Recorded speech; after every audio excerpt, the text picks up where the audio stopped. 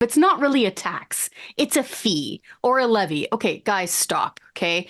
These are mandatory financial impositions on people in Canada by government decree. They are taxes. Let's set that aside. This is the Canadian Taxpayers Federation podcast, where we are dedicated to fighting for lower taxes, less waste, and accountable government. I'm Chris Sims. I'm the Alberta director holding down the fort here in Lethbridge, Alberta. My friend and colleague Franco Terrazzano is stationed in Mordor. Franco, your goblins are back in town this week. But first, for folks who are looking at this saying, what? Where's the bow tie? We're putting the bow ties away. I'm sticking this calculator up on the shelf. This is kind of a soft relaunch of the podcast.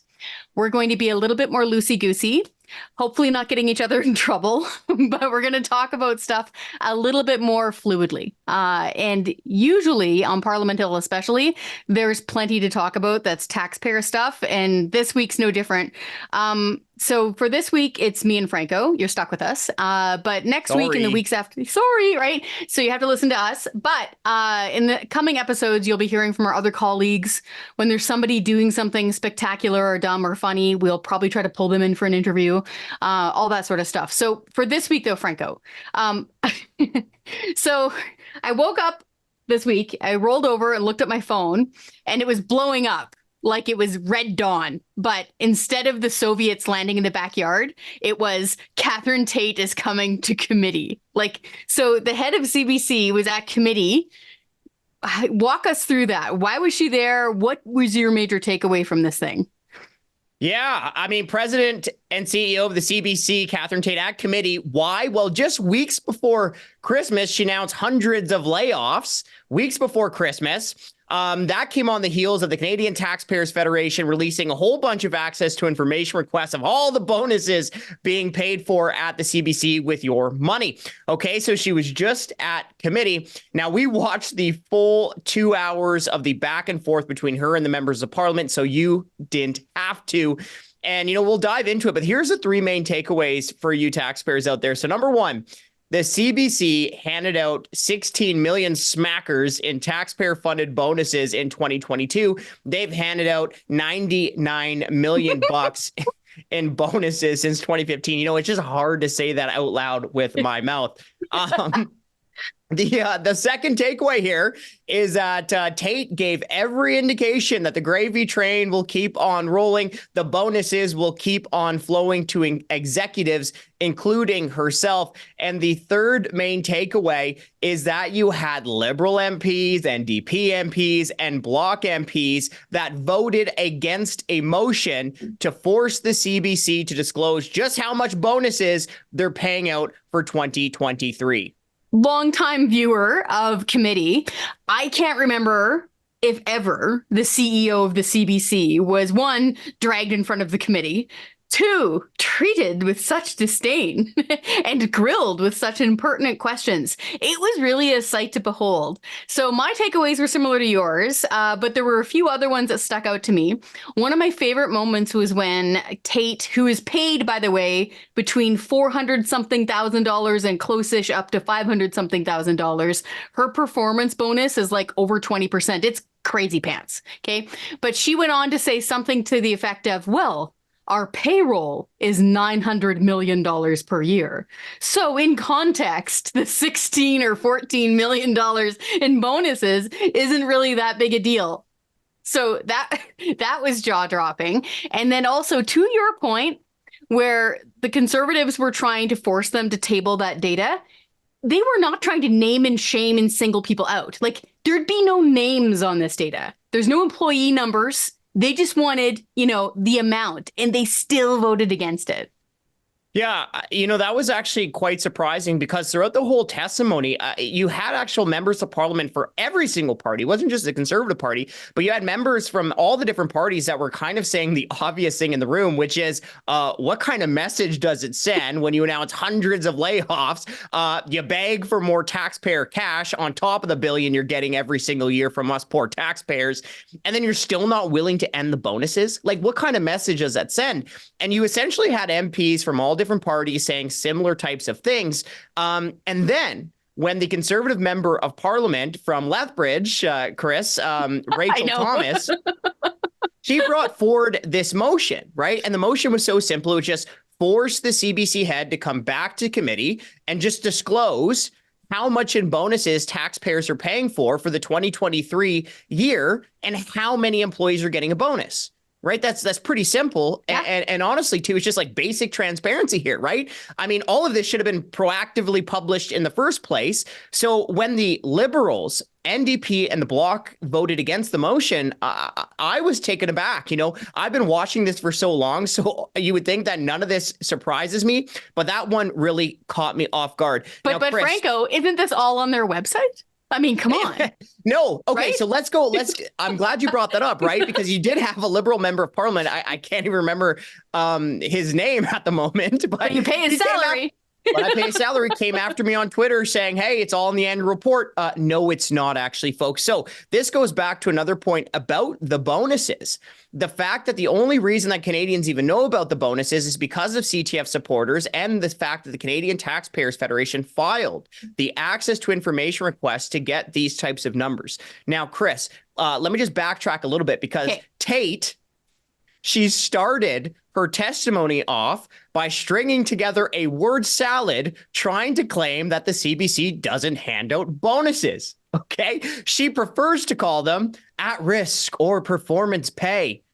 Yeah, she said that. That's how she started her committee appearance. Okay. Well, first of all, anyone who's not employed by the CBC knows that are just words to describe a bonus. Yeah. But even more to the point, the CBC itself refers to these as bonuses, right? When we asked the CBC for these documents through access to information requests, they sent it to us.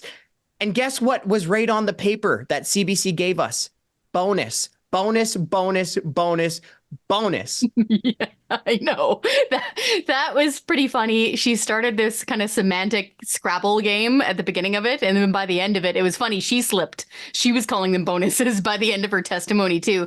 Another thing quickly that jumped out at me as well is that some members of the committee were grilling her over do we even need this bloody thing anyway? Like, why are you getting a bonus, for example? She said that she thinks she deserves a bonus as well as CEO, even though by any reasonable metric, they shouldn't get one because their viewership is in the tank and trust in journalism writ large, including with the CBC for Canadians, is also taking a nosedive. So they were probably has nothing to do with the buckets of cash the government's giving media outlets, hey? Yes, exactly. What's the big deal? Government's just paying journalists. Nothing to see here. So what was crazy here is that they're saying, okay, look, your viewership is going like this, okay? And we can measure that because there's independent third parties that do ratings books every single year, every season, in fact. So there's a way for us to point to numbers. So what she was trying to say is, oh, yes, we know that.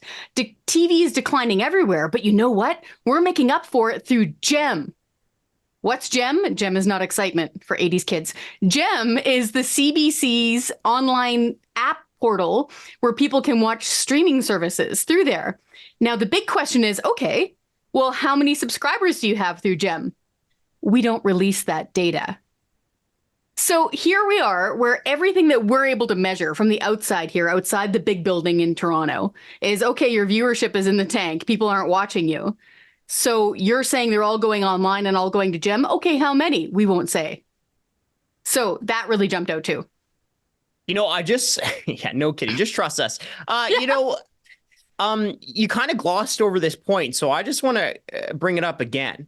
Okay. Is MP Thomas, again, asked a question very point blank to Tate. And the MP said, do you think you've hit your performance targets that would trigger your bonus? She asked this to Tate.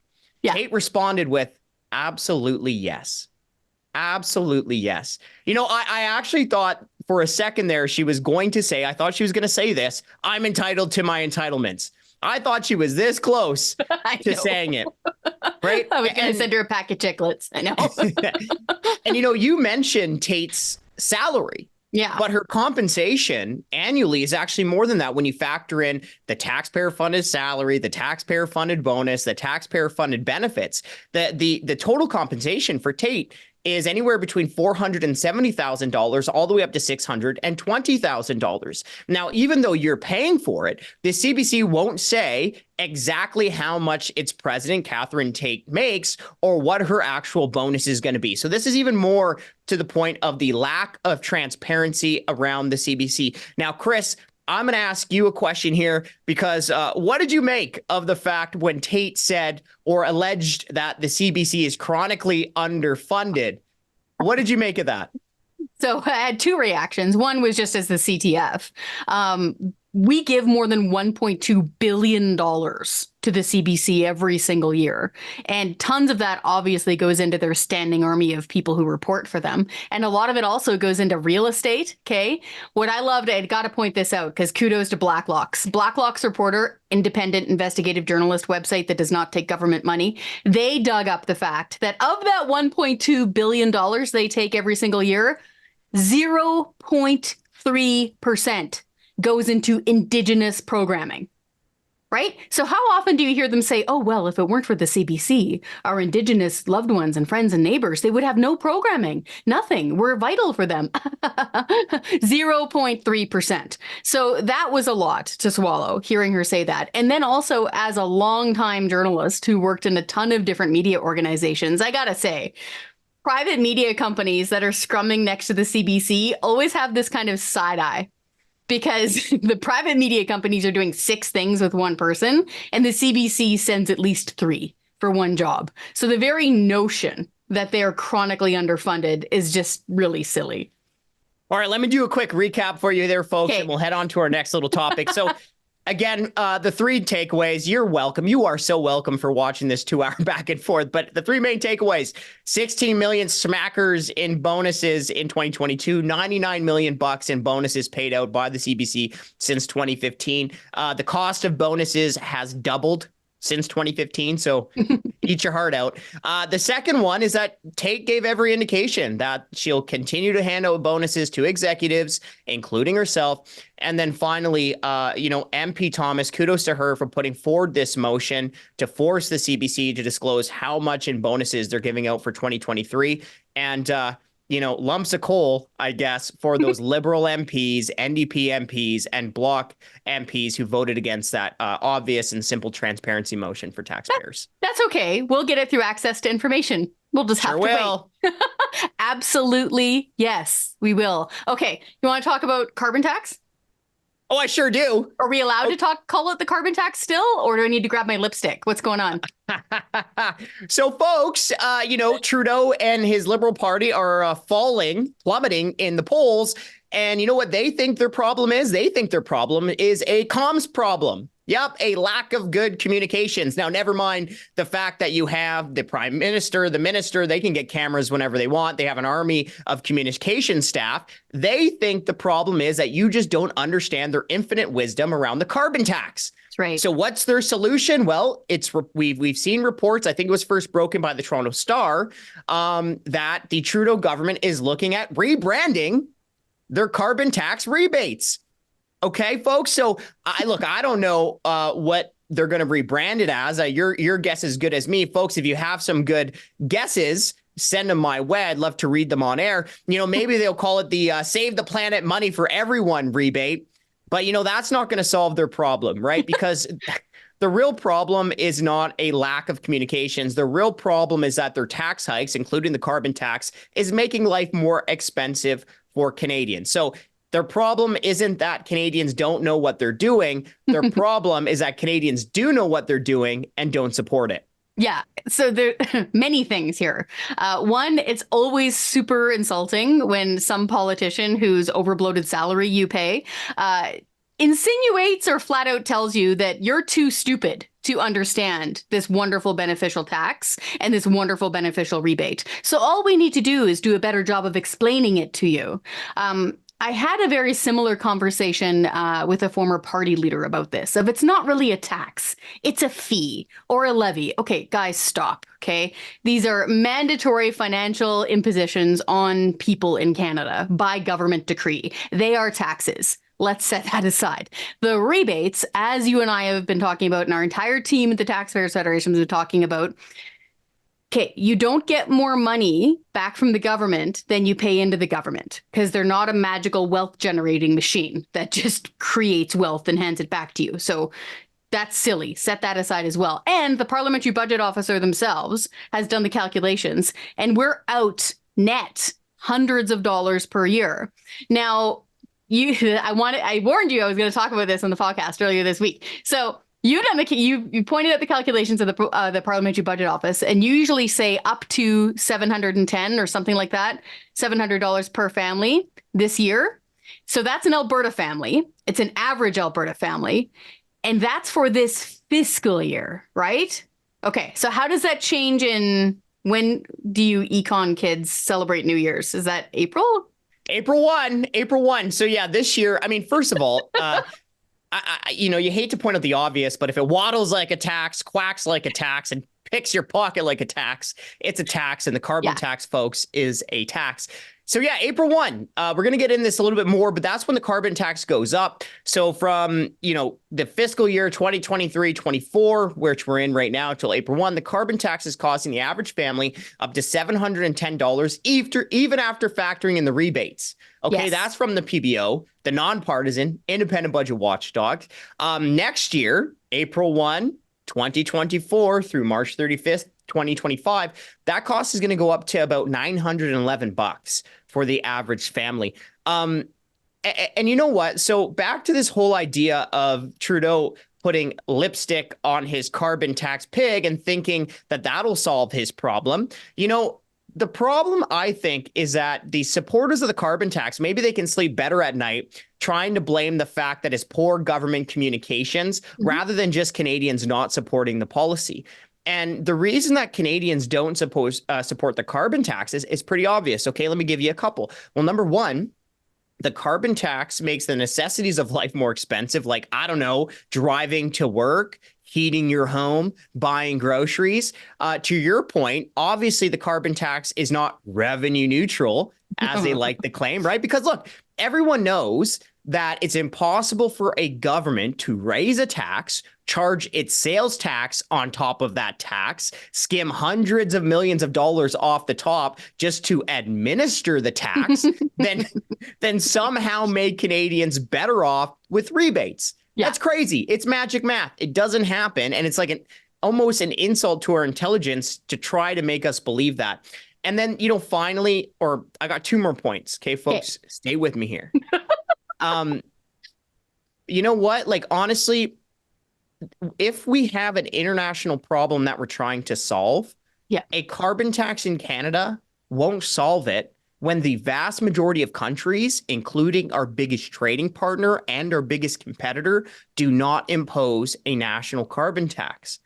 And finally, the carbon tax is especially harmful in Canada's economy, right? Where it's vast, it's cold, and we're heavily reliant on these beautiful natural resources. Yep. We travel long distances. It gets bloody cold outside. We have to rely on tons and tons of trucking, right? Like, this is just, it's how we move stuff. It's how we stay alive, especially in winter. So taxing that vital element of our day-to-day lives is obviously going to make your day-to-day life more expensive.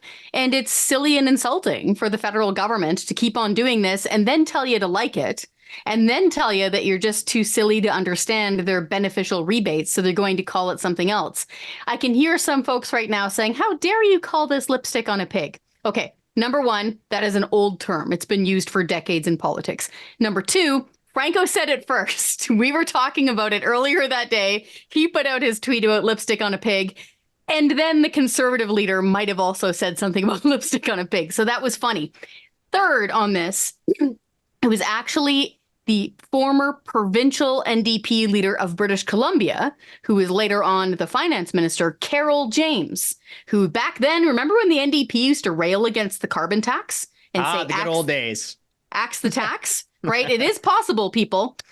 Just, get them in the corner enough. So she used to rail against the carbon tax too. And during an AGM at the BC municipalities, she called the idea of a revenue neutral carbon tax lipstick on a pig, which is exactly what this thing is. Okay, so this is for political nerds. This is like the Oscars or the Super Bowl. Okay. It's the World Series because all of the politicians are back in town, right? They're all on Parliament Hill. They're all figuring out ways to waste your money or hamper your life. What are we expecting for this session? So between now and let's skip over the spring break, maybe, like where are you expecting to see come down the pipe? Yeah, there's 4 things. One, a budget. Get ready for that red ink, folks. Get your mops out. So we're getting a budget this year, just to check. We are getting a budget this year? Yeah, looks like we're getting a budget, folks. Good for them. Carbon tax increase, April 1. We'll talk more about this in later shows, but carbon tax hike, they're hiking it again, April 1. That's their plan. Also, April 1, alcohol taxes going up. So, hey, if you're going to pour yourself a stiff one, you better do it now. And, the alcohol tax is going up 4.7%. What's so crazy about this is that if, you go get a pint, you go get that bottle of wine to share with your better half, you go get that, Mickey of rum to pour in that Diet Coke when you had a tough week at work. Well, your purchases at the liquor store, at the bar, already about more than half is tax, and the feds are cranking it up again. And then the final thing, on the very same day they take more money out of your pocket, April 1, they're going to be stuffing more dough into their own. Okay, this MP pay raise this year will raise from go from an estimated $8,100 all the way up to an extra $16,200. So we crunched the numbers after this raise that we estimate a backbench member of Parliament, along with collecting dust in the House of Commons, will collect a salary just north of $200,000. The ministers will be collecting a salary just shy of $300,000. Folks, can anyone explain to me why Freeland would get a raise when she couldn't balance the budget of a lemonade stand? Well, look at housing. That's just taken off like a rock star. Like they're doing a great job there. They deserve a bonus for sure. Oh, for sure. For sure. And then Trudeau's salary will be a little more than $400,000 after the raise. Oh, and keep in mind, this is just the money that they have. This isn't counting their housing, their food getting covered, their travel getting covered, their drink box, water bottle sort of things. Like all that stuff is covered. So must be nice. All right. So that's a lot to deal with over the spring session. I think that's a really good idea to keep an eye on that stuff. So one of my favorite things I'm looking forward to now when we're kind of doing this rebrand of our podcast is like pro tips, right? So you and I have had different jobs leading up to this, and we've had a lot of fun doing this one, and we're still having a lot of fun doing it. And I think along the way, we've gathered a few tips for people. Did you want to go first? Do you want me to go first? No, you go first. Shoot. Okay. So my pro tip, my taxpayer pro tip for this year, this session is Calgary Mayor Jyoti Gondek. Okay. So Calgary Mayor Jyoti Gondek just stepped in it because her and her city council decided it was a really smart idea to mandatorily make restaurants and businesses charge 15 cents minimum per paper bag and to make people plead and beg, please, sir, may I have another, for things like napkins and forks. Yeah. So at the city level. Okay. So pro tip. Stay in your lane. You are a mayor of a city. You are not head of the United Nations. You're also not my mom. You don't get to say what I eat and how I eat. And further, this is why she's getting this pushback. And it was really funny. Premier Danielle Smith coined something earlier this week. She said, yeah, this kind of overstepped the boundaries. We almost had a mutiny on wing night. Oh my gosh. People begging for napkins. So they're now going to start repealing this. Looks like they're close to killing this bag tax. And please, sir, may I please have another napkin, Mayor Gondek. So pro tip for Mayor Gondek, stick to your lane. You know, I'm a little bit of a connoisseur when it comes to wing nights, a little bit of an expert. And let me tell you, folks, a napkin on wing night is not a nice to have. It's a necessity, okay? Let me enjoy my wing night. Come on. We're going to have to bring those wipes, those wet wipes next time. That's a great little pro tip. Okay, I've got one. We had a little hiatus before the new year, so I've kind of been thinking about this one a lot. And normally the pro tips are going to be to politicians, but my pro tip this year, folks, is to you, to our army of Canadian taxpayers. I know, and the pro tip is to stay optimistic. It's working. Stay in the fight, okay? And I know it's I know a lot of you send me emails back, you call, we chat, and I know a lot of people are feeling like at times the government can be helplessly unaccountable or hopelessly unaccountable. Yeah. And I feel that way sometimes too, right? You see these stories of crazy government spending, taxes going through the roof, and sometimes you ask yourself, well, like, are they ever going to be held accountable? But even just think about what we've been talking about on this podcast, right? The fact that the CBC president was at committee being grilled by MPs from all sides about the bonuses, the taxpayer-funded bonuses. Folks, no Canadian would even know about the bonuses if it wasn't for the Canadian taxpayers filing that access to information request, if it wasn't for you supporting the CTF and allowing to do what we do, right? So Canadians wouldn't have even known about the bonuses if it weren't for you. Think about the carbon tax, which we're also talking about today. They're plummeting in the polls over the carbon tax. Canadians are getting outraged over the carbon tax. You know, it wasn't that long ago, a couple years ago, where I was reading headlines in major newspapers saying the fight against the carbon tax is over. The carbon tax is here to stay. Well, folks, does it feel like the carbon tax is here to stay? Sure doesn't. And that's because of your advocacy. That's because of your fight. Okay, so my taxpayer pro tip goes to all of you out there, our CTF supporters that we truly, truly appreciate. And it's let's stay in the fight.